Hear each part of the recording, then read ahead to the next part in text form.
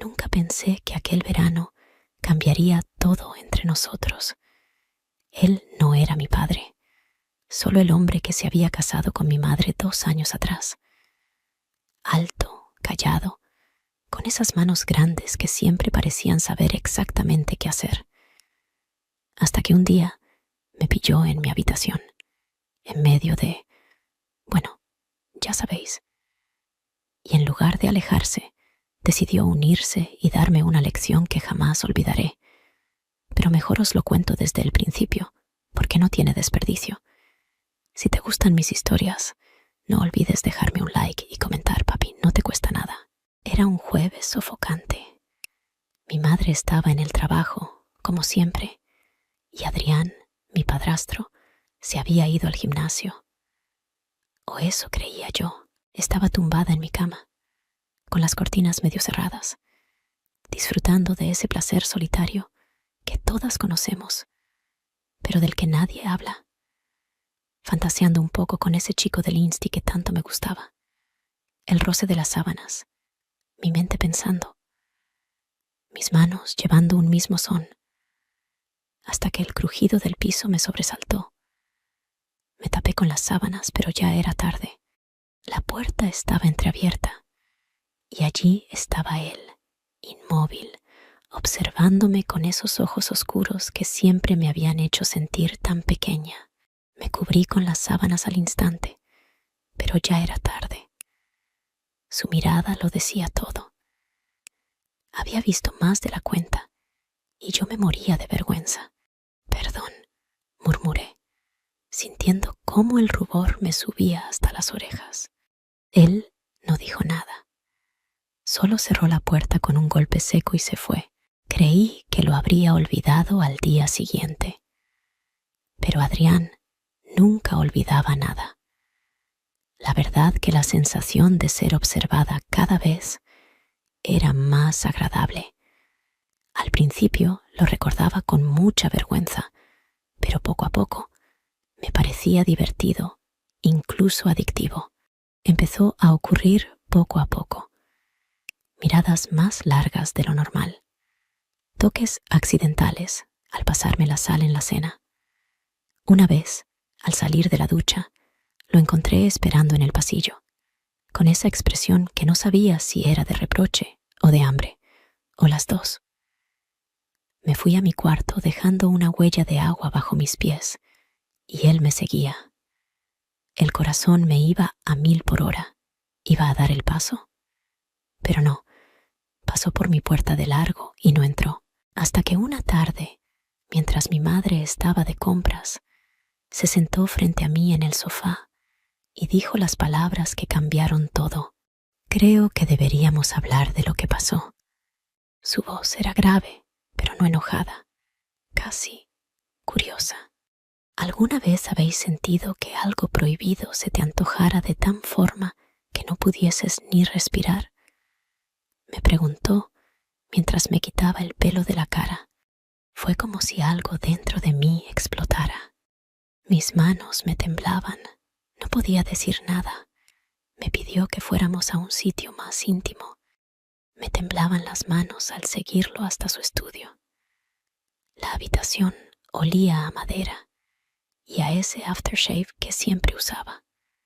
Cuando cerró la puerta, supe que nada volvería a ser igual. «No tienes por qué avergonzarte», dijo, acercándose. «Pero hay formas mejores de hacer las cosas». Y entonces me lo demostró. Me dijo con voz suave: «Te voy a mostrar cómo se hace muñeca». Primero fue solo una lección teórica, luego práctica. Sus manos, tan grandes y ásperas, eran sorprendentemente delicadas cuando querían. Me enseñó ritmos, presiones, pequeños trucos que nunca se me habían ocurrido. Yo a punto de explotar. Era su alumna más aplicada.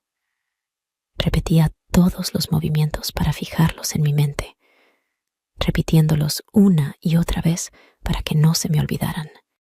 Esa tarde cruzamos una línea que jamás debimos traspasar. Fue intenso, fue salvaje, fue inolvidable. «Así», susurró contra mi cuello en una de nuestras clases: más despacio, disfruta del camino.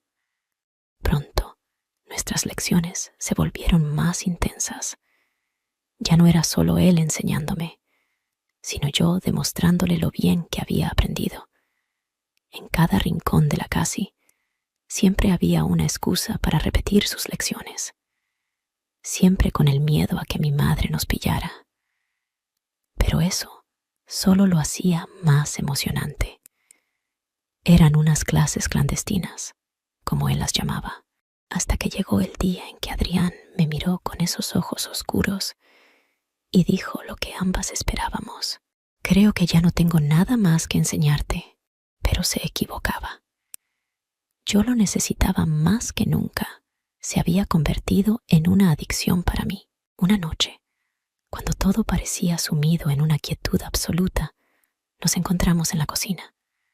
La oscuridad envolvía todo, y solo la luz de la luna, que se filtraba tímidamente entre la ventana, nos iluminaba. No había ruido, ni señales. Solo nosotros, en un mundo separado del resto, ocultos en la penumbra de la noche. Estaba convencida de que nadie nos descubriría. Mi madre tenía el sueño profundo y no iba a ser un problema. El tiempo parecía detenerse a nuestro alrededor y por un breve momento sentí que éramos los dueños de ese universo en silencio. Mis manos temblaban, pero no de miedo, sino de la tensión de lo prohibido, de lo que no debía ser, pero que, en ese instante, no podía evitar. Estaba atrapada en el deseo, en algo que mi mente luchaba por comprender, pero que mi cuerpo anhelaba con fuerza. Él empezó a enseñarme cosas que nunca antes me había mostrado. Estábamos en un mismo compás, frente a la luz de la luna, toque a toque, bastante despacio, aunque con ritmo. Él me cubría la boca. Era parte de la lección de aquella noche. Una coreografía bien marcada, hasta que, de repente, el sonido que jamás imaginé escuchar se hizo presente.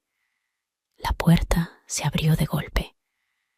En un parpadeo, todo lo que habíamos construido en ese breve instante de oscuridad se desmoronó.